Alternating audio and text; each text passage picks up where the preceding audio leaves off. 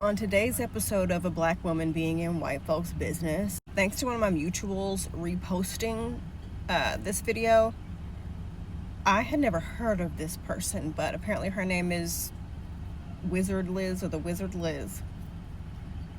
She was with this man who was super nerdy, and she was pregnant. He had done all kinds of romantic things for her and wound up cheating on her. I hope I'm not one of those people that are like, oh, pray for them and, wish them a fuck that. I want you to get hit by a fucking train. I hope she lives, her and her child, a beautiful, beautiful life. The point of this video, however, is I get thoroughly, irrationally angry and annoyed when I see women post, well, get you a nerdy man, get you a quiet man, get you a this, that. I don't know when y'all are going to learn. There is no type of man that is marked safe from audacity. It's not about nerds or plus size men or ugly men or rich men or broke men. Men are men. And if you happen to find a good one, it's not because of any exterior factors. They just so happen to be a good man, as far as you know. The only time you can be 100% sure that a man is a good man is if he is dead and he is unable to have audacity any longer. I have seen so many women on the years that I've been on this app post videos where one day they got their little nerdy man and they're so happy and they're like, get you a nerdy man. This is the way to do it. And they come back and they're like, yeah, he cheated. I don't care if he's short, ugly, broke, rich, plus size, nerdy, quiet, awkward. They all have audacity. We need to stop telling women there's a certain type of man. There is no type of man. Over history, look at how many famous men who look like wildebeests have cheated on their wives. How many nerds over the course of history have torn up their whole family. Also, I don't care how romantic this dude is. He is flying you all across the world, putting up billboards saying how much he loves you, making paintings and songs and poetry and making you heart-shaped sandwiches to put in your lunchbox. Do you know how many stories I've heard from women who said, my man treated me like an absolute queen, and then I found out he was sleeping with somebody else.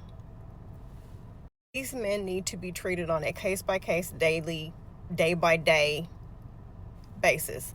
He's a good man as of this second, and as far as I know. This is why I be telling y'all.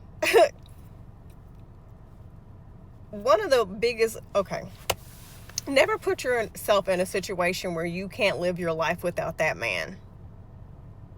If you can't get an apartment without his help, that's going to put you in a situation where now you got to scramble to get your own place. And this is not her story. I'm just saying as an example.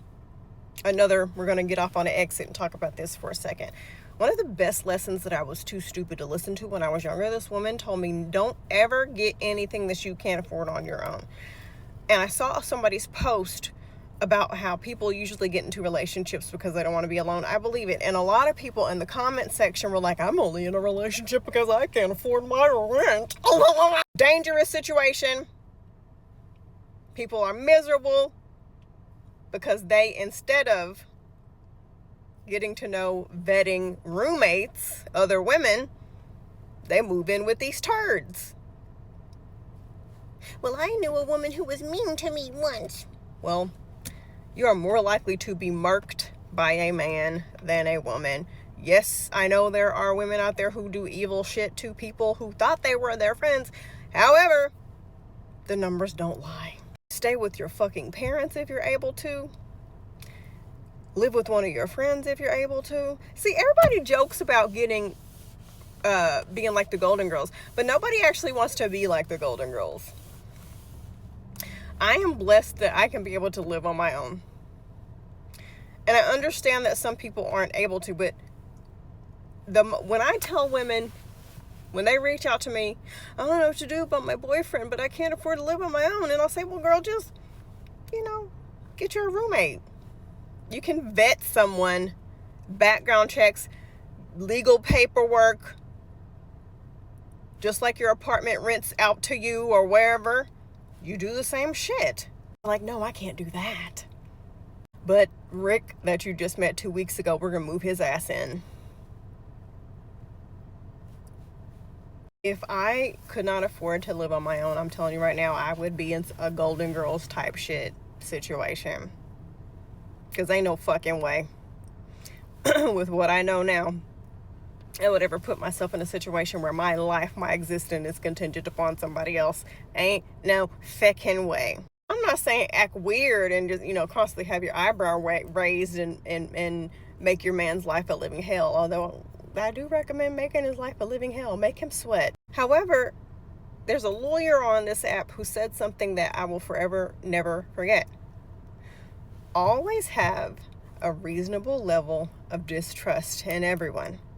Everyone, even you, even me, is capable of doing anything to anyone at any time for any reason or for no reason at all. So you need to have an eternal side eye to these men. And that's why they say women who hate men usually end up having the best relationships, because we're not going to put up with shit. Not a damn thing. And to even talk to us, you have to jump through several hoops. And the moment we find out some shit is afoot, we out of there.